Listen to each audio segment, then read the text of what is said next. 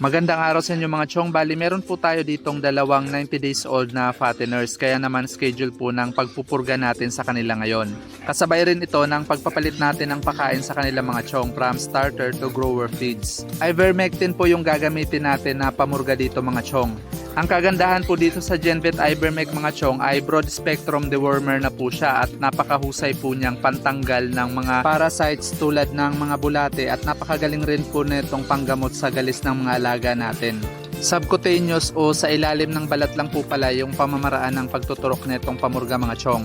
Mahalaga po yung pagpupurga sa mga alaga natin fatteners buwan-buwan o tuwing nagpapalit po tayo ng pakain sa kanila. Ito ay para maiwasan po natin na dumami yung mga parasites na meron sa katawan nila na kung saan nagiging kahati po ito nila sa mga nutrients na dapat ay nakukuha nila sa mga kinakain nilang feeds. Kaya naman kapag napuksa po natin yung mga parasites sa pamamagitan ng pagpupurga, mabilis rin pong lalaki yung mga inalagaan natin fatteners dahil solo po nilang nakukuha yung mga nutrients na nanggagaling sa binibigay nating feed sa kanila.